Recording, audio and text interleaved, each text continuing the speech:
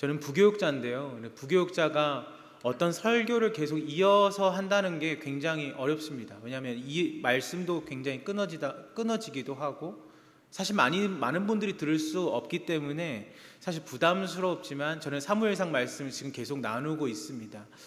한 번쯤 집에 돌아가셔서 그 설교를 찾아 듣지 않으셔도 상관없습니다. 사무엘상 24장, 25장 말씀을 조금 더 깊이 보시면 오늘 말씀이 조금 더 집에 가서 더 큰 은혜가 될 줄 믿습니다.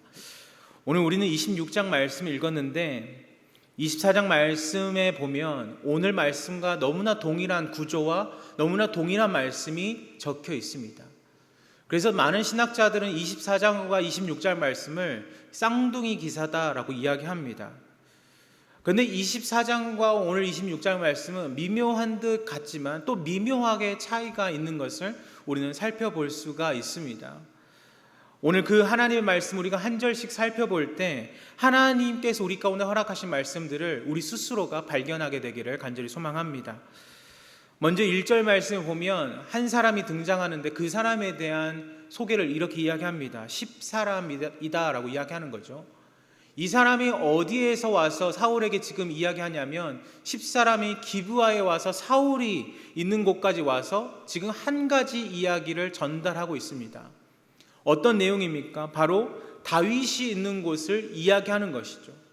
그가 어느 정도 거리를 왔는지 어떤 신학자가 40km 정도 되는 거리라고 이야기합니다. 이 40km 정도 되는 거리를 그가 어떤 수단을 타고 왔든지 상관없어요. 그가 와서 사울에게 다윗의 위치를 알리고자 했던 것입니다. 이것이 무엇을 의미하냐면 사울이 예전에 이런 말을 한번 한 적이 있었거든요. 백성들에게 아무도 나에게 다윗에 대해서 알려주는 이가 없다. 무슨 말이냐면 다윗에 대해서 나에게 말해주는 사람이 한 명도 없다라는 거예요. 그런데 이 사람은 달랐습니다. 아무도 말하지 않는 그 순간에 이 사람은 달랐어요. 언제 또 이야기하냐면 사무엘상 23장 19절 20절 말씀 오면 이 사람이 엔게디 광야에 숨어있는 다윗에 대해서 다시 한번 정보를 제공합니다. 잡으러 가라는 거예요. 잡아서 죽이라는 거죠. 그러면 된다라고 이야기하는 거예요. 아무도 이야기하지 않고 있을 때 이 사람 혼자서만 사울에게 위치를 알려주는 거예요. 그 사람이 아무리 다윗의 위치를 고발하고 알리고 사울에게 기회를 제공한다 할지라도 어떻게 됩니까? 지금 하나님의 계획은 그 사람의 계획과는 전혀 다르게 진행되고 있는 것을 말씀을 통해 볼 수 있습니다. 하나님은 지금 사울의 통치 아래에 있는 이 땅, 하나님의 나라를 어떻게 하고 계시냐면 하나님의 방법대로 사울에서 다윗으로 왕권을 위임하고 계십니다. 사람들의 눈에 보이긴 여전히 강력한 왕권, 여전히 그 사울의 강해 보이는 힘이 보이지만 하나님 보시기엔 어떻습니까? 이 왕권이 영적인 의미로 넘어가고 있는 과정 가운데 있는 거예요. 그 과정 가운데 다윗에게 필요한 것이 무엇이었습니까? 바로 믿음의 훈련이었죠. 끊임없이 닥쳐오는 위기와 어려움 앞에서 사울처럼 자신의 힘을 의지하는 것이 아니라 하나님을 바라볼 수 있도록 끊임없이 구하고 기도하고 때로는 하나님께서 이끄시면서 그 모든 과정 가운데 하나님을 바라볼 수 있는 믿음의 훈련을 계속 더하고 있는 것입니다. 사울처럼 실수하지 않고 하나님의 뜻에 순종할 수 있는 그 사람을 원하시는 거예요. 근데 이것이 사람들의 눈에 보이지 않지만 하나님의 계획처럼 왕권이 넘어가고 있는 과정이에요. 얼마만큼 넘어왔는지 모르겠지만 우리가 사무엘 하의 말씀 보면 이제 사울이 죽고 이제 다윗이 왕이 되죠. 그런데 영적인 의미에서 우리는 이것을 보고 있지만 이 당시 사는 사람들은 어떻게 됩니까? 그렇게 보이지 않았을 것 같아요. 여전히 왕권은 사울에게 있고 강력한 힘이 있습니다.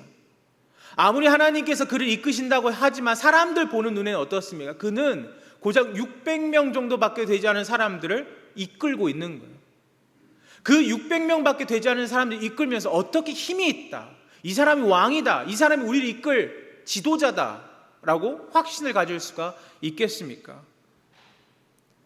그에게서 어떠한 힘도 어떠한 영향력도 받을 수가 없는 거예요. 계속 이동합니다. 다윗은 이동하지만 자신의 살 길을 찾아서 떠났던 그의 삶이지만 어떻게 됩니까? 그때마다 하나님이 지키시는 거예요. 그리고 하나님께서 그를 보호하세요. 다윗은 위치를 바꾼다고 할지라도 위기를 때마다 경험합니다. 그런데 이것이 하나님의 뜻이었어요. 그때마다 하나님이 도우시고 이 영적인 의미로 하나님께 너를 이끌고 있다, 이것을 보여주고 있는 것이죠. 여기서 제가 무엇을 하나 이야기하고 싶은 게 무엇이냐면 과감하게 한번 선포하고 싶어요. 그건 한 가지 키워드입니다. 매일마다 되새겨야 하는 한 가지 키워드, 그것은 하나님이 하시면 된다라는 거예요. 하나님이 하시면 된다. 제가 청년부 교육전도사 할 때 저의 위에 있던 부목사님이 한 분 계셨습니다. 그 부목사님이 정말 설교를 너무나 잘하시고 청년들에게 엄청난 영향력들을 막 주셨어요. 그 영향력들을 주고 이제 마지막 설교를 다 끝내고 광고하는 시간에 항상 하셨던 말씀이 있습니다. 청년들에게 이렇게 선포하게 하는 거예요. 하나님이 하시면 됩니다 하면 청년들이 그걸 따라하는 거예요. 그렇게 선포하게 하셨어요.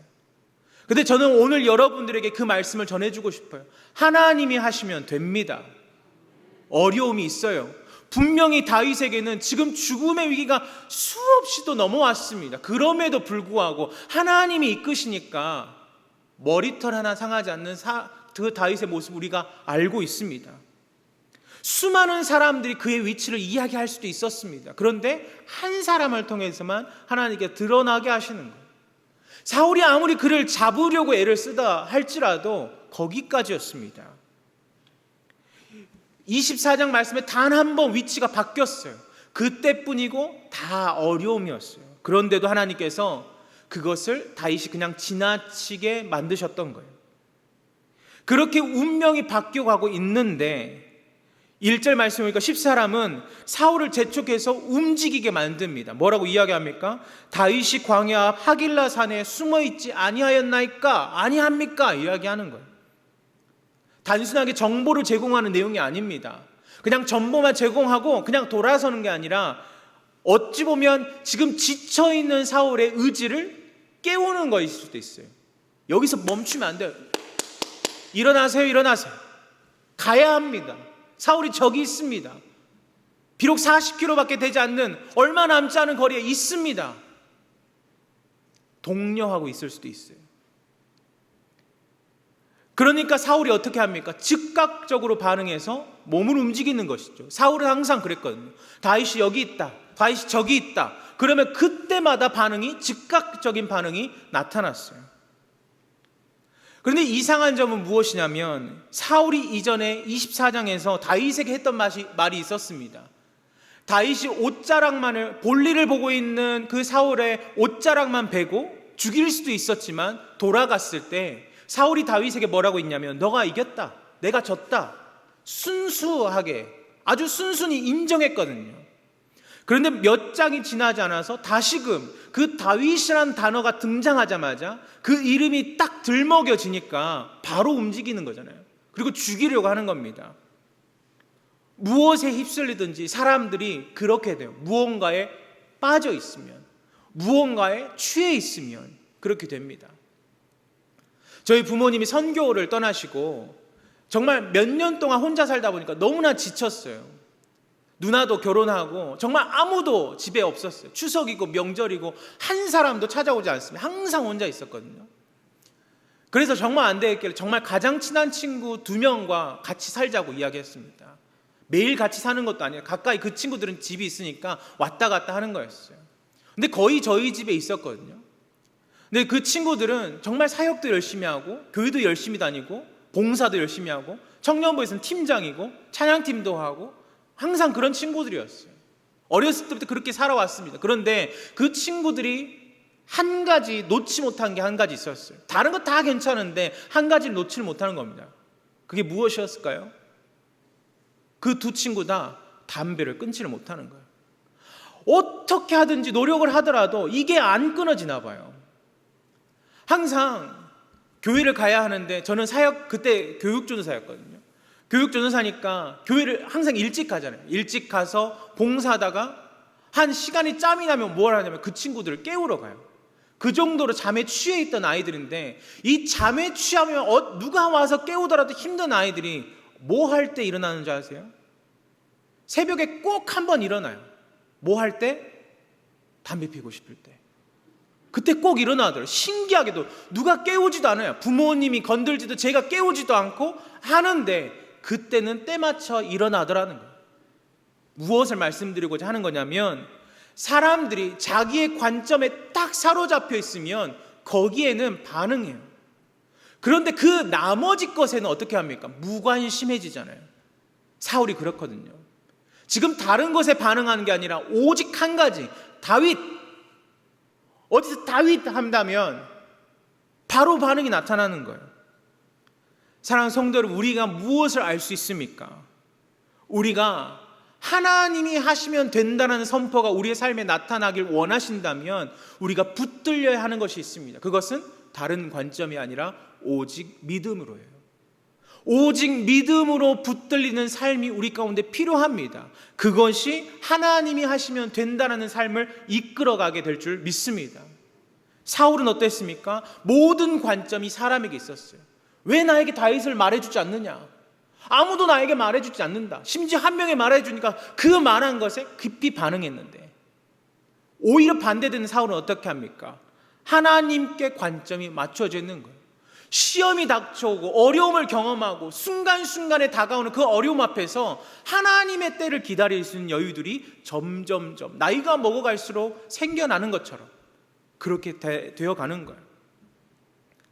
그리고 3절에서 6절 말씀 보면, 그렇게 다윗을 찾으러 간 사울이 가다가 진을 치고 몸을 쉬는 것을 볼 수 있습니다. 근데 이 진을 치는 이 장면 가운데서 우리가 특이한 말씀이, 오늘 말씀이 기록되어 있죠. 무엇입니까? 이 진을 치고 쉬고 있는데 지치겠죠. 계속 전쟁도 치러야 하고 다윗을 쫓아야 되고, 이 수많은 일들이 반복하면 얼마나 힘이 듭니까? 정말 힘이 들죠. 그런데 오늘 이 다윗과 정탐 사람들이 신기한 장면을 보는 겁니다. 피곤해서 다 쉴 수 있는데 누구까지 쉬는가? 누구까지 쉬는 거죠? 군대 장관, 군사령관 아브넬까지 쉬고 있다라고 그냥 쉬는 게 아니라 자고 있는 거예요. 정탐 사람이 와서 자신들의 머리맡에 있는 것까지 모를 정도로 단 한 사람도 빠짐없이 자고 있는 겁니다. 여러분, 여기서 우리가 알 수 있죠. 이게 그냥 우연하게 일어났던 일일까요? 우연히 일어나는 일은 없습니다. 하나님이 하신 것이죠. 하나님께서 분명하게 경호를 담당하는 그 사람까지 재우시면서 이 광경을 바라보게 하셨어요. 그리고 하나님의 뜻을 이제금 펼치시는 겁니다. 이제 다윗과 함께 갔던 사람이 있습니다. 바로 다윗의 조카였던 아비새예요. 근데 이 아비새와 함께 이 머리맡에 다윗과 아비새가 서 있는데, 그 머리맡에 무엇이 함께 놓여져 있냐면 창이 한 자루 놓여져 있습니다. 이 창은 무엇이었냐면, 사울이 악귀에 들려 있을 때 그 다윗이 연주하는 그 과정 가운데 악귀에 들려 던졌던 그 창이에요. 왕권을 상징했던 그 창이 그 머리맡에, 그리고 그들의 앞에 놓여져 있습니다. 다윗에게 어떤 마음이 들까요? 평생 지긋지긋하게 자신을 따라다니는 그 사울을 한 번에 처치할 수 있는 아주 절호의 찬스입니다. 이 점이 너무나 유사하다는 거예요. 24장에도 그렇게 나와 있거든요. 지긋지긋하게 쫓아다니는 그 사울이 자신의 앞에 있어요. 그리고 자기가 죽일 기회가 다다랐어요. 그런데 옷자락만 베어주고 보냈거든요. 근데 마찬가지로 얼마 지나지 않아 다시금 또 이런 일이 발생합니다. 이런 생각을 할 수 있겠죠. 저번에도 내가 그렇게 보내줬는데, 아니 또 이런 일이 일어나면 언제든 다시금 또 이런 일이 일어날 거야. 이번이 기회니까 이 잘 생각해서 결단하자라고 생각할 수 있습니다. 이 하나님이 말씀하시는 순간이라고 말하면서 다윗을 유혹하는 것처럼 자신의 순간과 24장 말씀처럼 자신을 유혹하는 일들이 순간순간 다가왔을 것입니다. 그런데 뭐라고 이야기합니까? 8절 말씀 보면 아비새가 역시 이렇게 이야기하는 거예요. 하나님이 오늘 당신의 원수를 당신의 손에 넘기셨나이다. 그러므로 청하오니 내가 창으로 그를 찔러서 단번에 땅에 꽂게 하소서 이야기합니다. 이게 차이점이거든요. 24장에는 뭐라고 이야기하냐면 죽이십시오. 칼로 죽이십시오. 누가요? 다윗이요. 다윗이 하라는 거예요. 주변에서 이게 하나님의 뜻이고 하나님의 기회고 하나님이 선물로 주신 시간이에요. 이때밖에 없어요. 근데 그때 그 유혹을 잘 이겨냈거든요. 근데 26장에 나오는 이 유혹은 견디기가 어려울 겁니다. 왜냐하면 다윗에게 하라고 한 게 아니거든요. 누가 하겠다고 이야기합니까? 아비새가 내가 하겠다는 거예요. 내가 이 창으로 단번에 끝내겠다. 이전에는 명분이 있었어요. 어떤 명분이었냐면 하나님의 기름 부음 받은 자를 해하지 못한다. 그거의 명분이었어요. 내가 그래서 할 수 없다. 우린 돌아가자. 옷자락만 뱉는 것만으로 난 괴롭다. 내가 손을 댈 수 없다라고 이야기했는데 지금은 달라요. 같은 상황인 것 같지만 뭐라고 이야기합니까? 칼자루가 다윗에게 있는 것이 아니라 아비새에게 있어요. 내가 하겠대요. 자기가 하겠대요. 두 번 찌를 것도 없이 단번에 딱 할 테니까 그냥 지켜보고만 있으라는 거예요. 다윗에게 큰 어려움은 무엇이었을까요? 저는 아마도 자신을 끊임없이 괴롭혔던 사울이 아니라 그 옆에서 유혹하는 아비새였을 것 같아요. 계속 말하잖아요. 내가 하겠다고요. 왜냐하면 상황이 너무나 잘 맞거든요. 너무나 명분이 좋아요. 사울이 자고 있죠. 그 어떤 사람도 일어난 사람이 없죠. 심지어 자기가 안 해도 되죠. 그냥 그 사람이 하도록 내버려 두기만 하면 됩니다. 오케이. 이 한마디만 하면 이 모든 과정이 끝날 수 있는데, 근데 여기서 우리가 발견해야 하는 것이 있습니다. 무엇이냐면 우리가 신앙생활하면서 겪는 흔한 오해입니다. 우리가 신앙생활하면서 어떨 때 하나님을 찾는지를 한번 우리가 곰곰이 한번 생각해 보셨으면 좋겠습니다. 정말 우리가 언제 하나님을 뜨겁게 찾으시나요?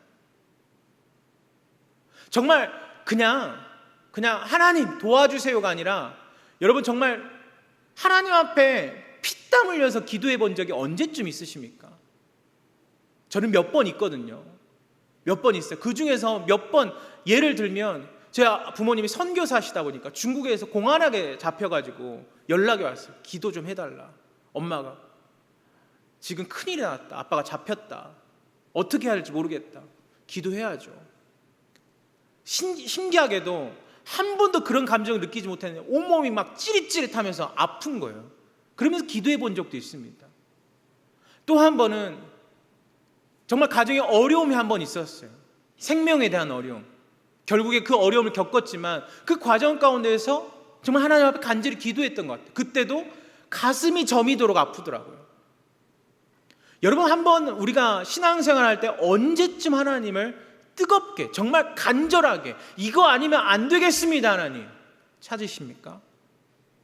대부분 우리가 언제 하나님을 찾냐면 어려울 때, 진짜 내가 어려울 때, 고통스러울 때, 괴로울 때, 이거 아니면 하나님 아니면 붙잡지 않으면 안 될 때 그때 하나님을 붙잡아요.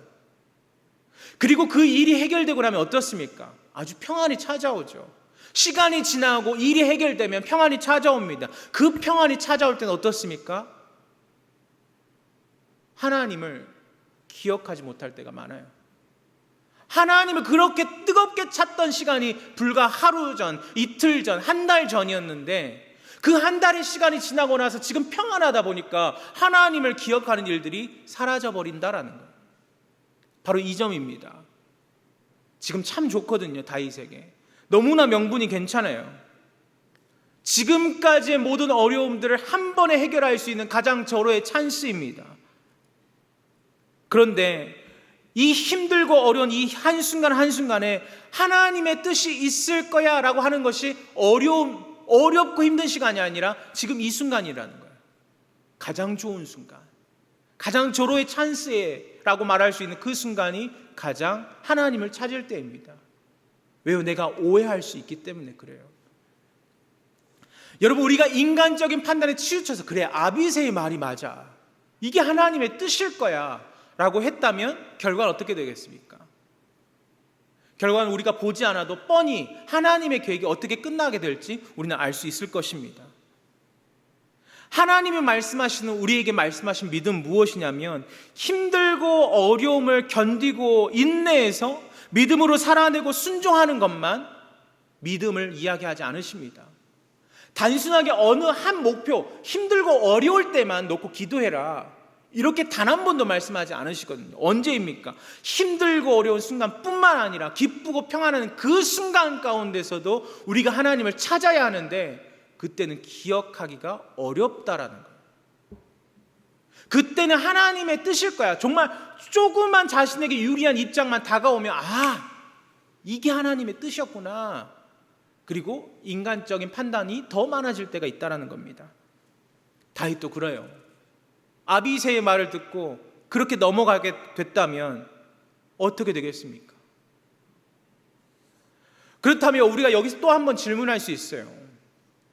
우리 믿는 사람이 힘들고 어려울 때도 주님을 생각해야 하고, 정말 기쁘고 평안할 때도 주님을 생각한다면 언제 우리가 그러면 조금 여유를 누릴 수 있느냐?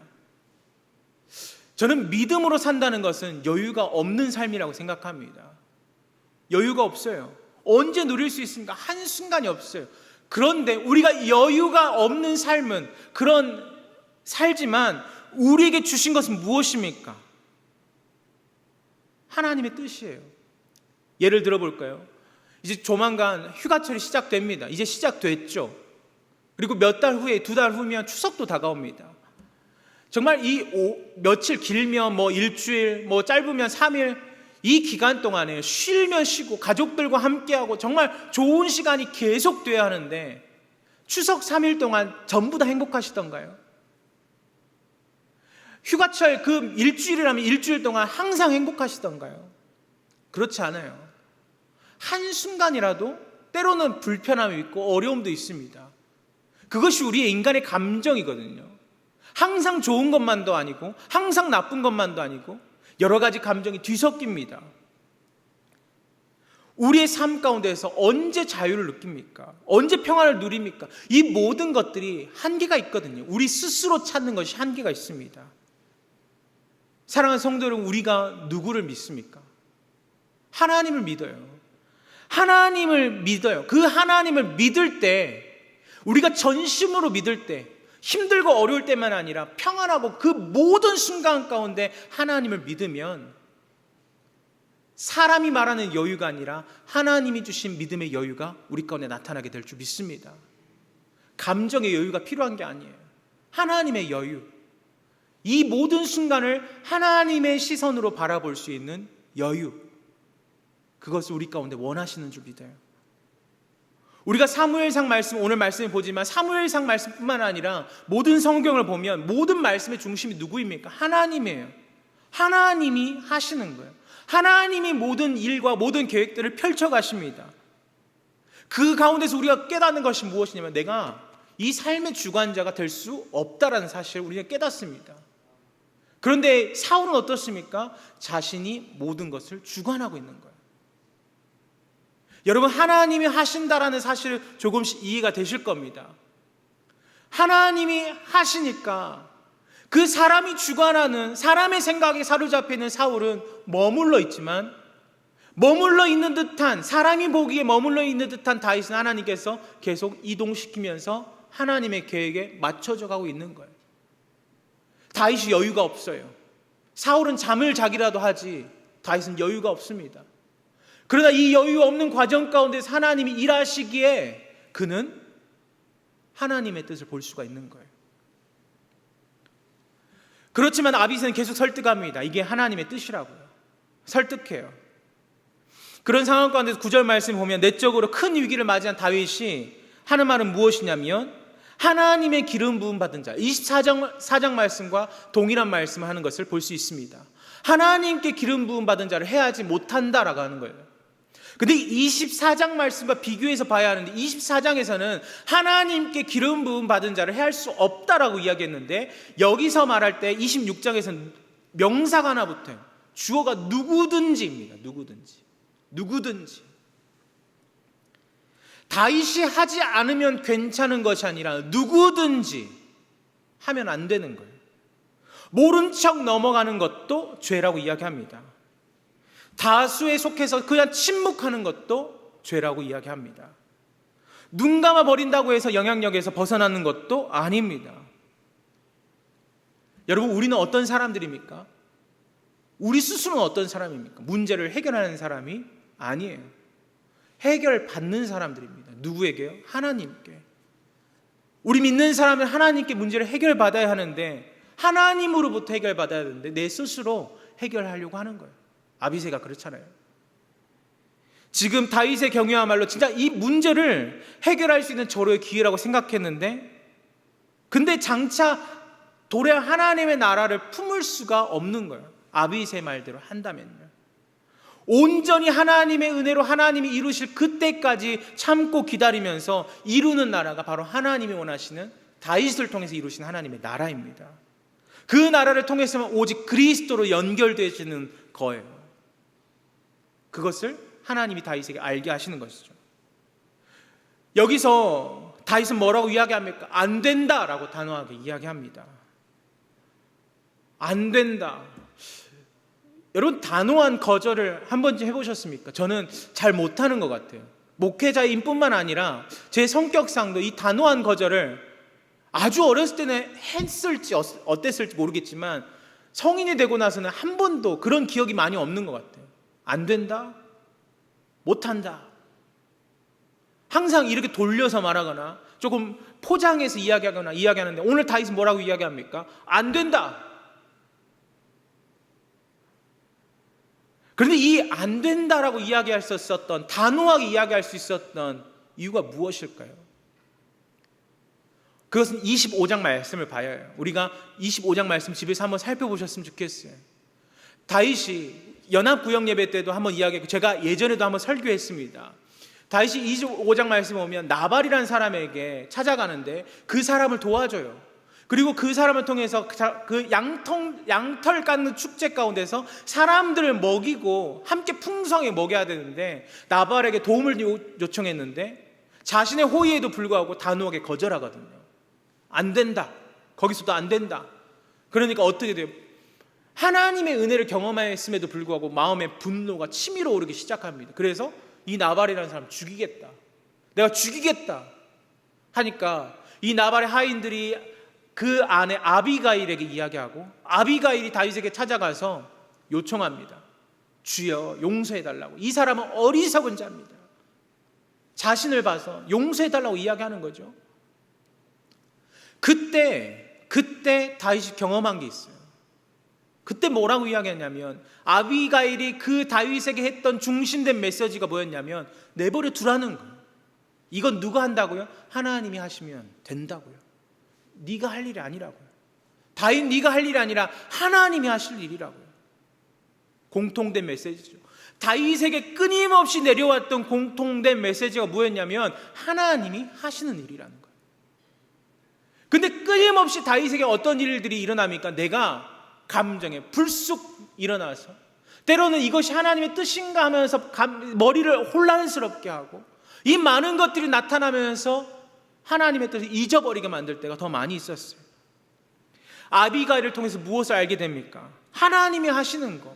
그냥 순종하며 기다리면서 하나님이 하실 때를 기다리고 나에게 주어진 길을 갈 때 나타나는 복을 발견했어요.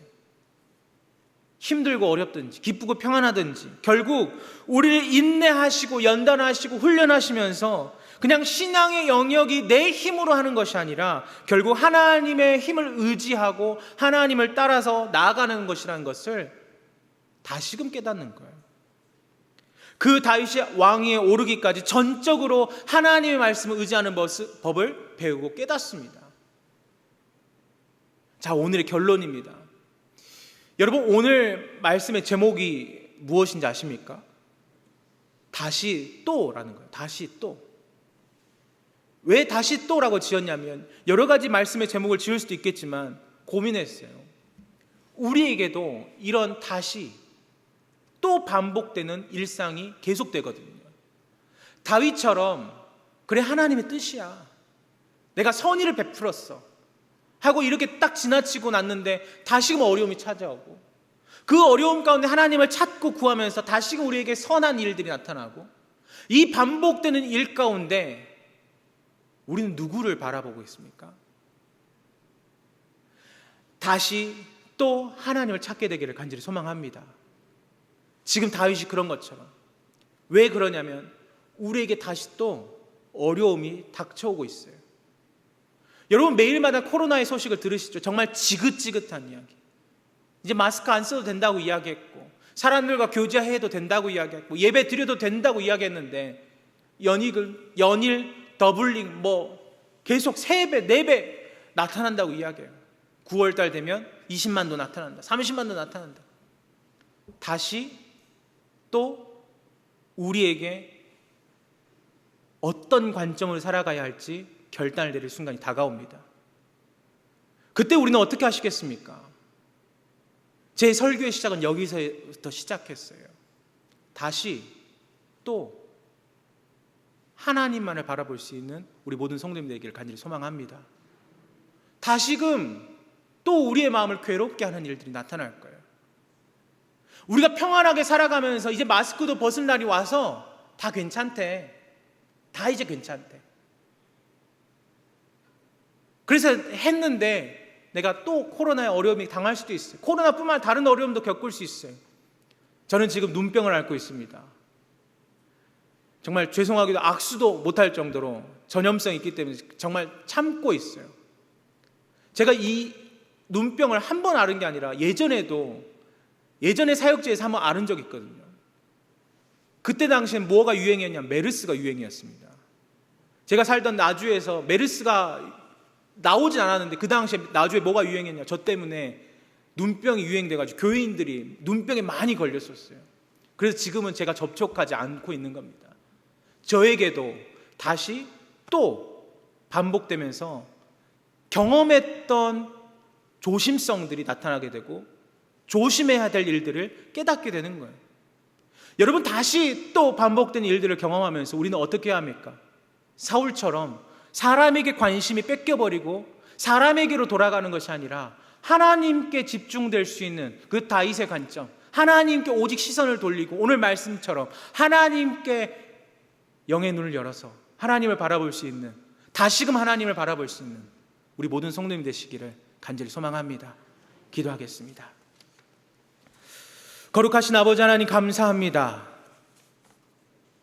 우리에게 매일마다 반복되는 그 일이 우리를 때로는 포기하기도 하기도 하고 다시금 우리의 마음을 불같이 일어나기도 하지만, 하나님 우리의 중심 되신 하나님을 온전히 바라볼 수 있는 믿음의 눈을 열어 주시옵소서.